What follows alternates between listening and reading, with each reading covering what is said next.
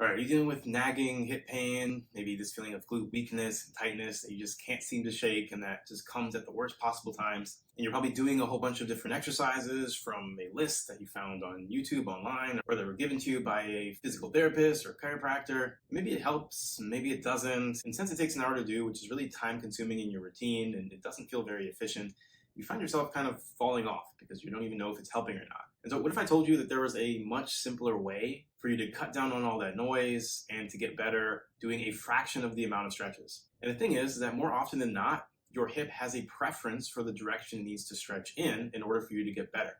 And this is usually one singular exercise that when you do it, gives your nervous system that positive feedback that it needs, that allows your body to ease. So you're no longer guarded, meaning you're not going to feel as tight, you're not going to feel as weak. Pain is going to be harder to trigger. You're going to be able to do the things that you want to do without having to worry. And if you simply find this exercise and begin to focus on doing it regularly throughout the day, you'll make significant progress in your recovery. And the problem is that in traditional rehab and exercise-based routines for pain, they often lack a systematic process to understand the effect that it's having on the main thing that it seeks to change. So if you're a professional chef and you wanted to tweak one of your recipes so that you can knock it out of the park, would you go and change 5 or 6 different things at once? Or would you systematically test one thing at a time, changing an ingredient here, changing a spice there, tasting the results, and then slowly iterating based off of that? I mean, wouldn't that make more sense? Or let's say a light doesn't work and you call an electrician over to take a look. Is that electrician going to, at the same time, change the light,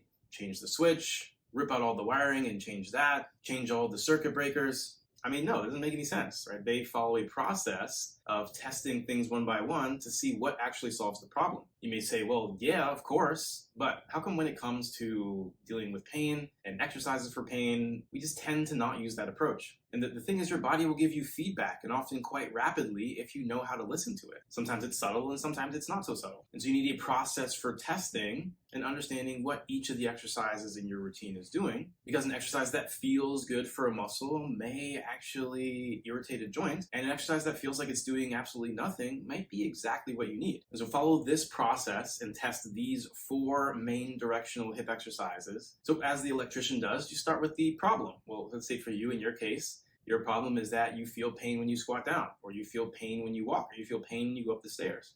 This is your baseline. Give yourself some sort of objective or subjective score for this, and then test the variable. In this case, starting with the first directional hip stretch, where we are extending the hip, doing 10 repetitions of this, going as far in as you can to get to the end of that range of motion, holding for about 2 to 3 seconds, releasing. Then after you finish doing 10 of those, and of course don't push anything that's sharp or is getting more uncomfortable with more reps, you will then check the problem again to see if there's any positive or negative changes. So like, does the light turn back on? Have you found that winning ingredient for your recipe? And if you're unsure, then do another set of 10. And you rinse and repeat for the other directional hip exercises, and you can rinse and repeat with as many stretches as you need to. So the second hip exercise is external rotation, pushing down on the affected side.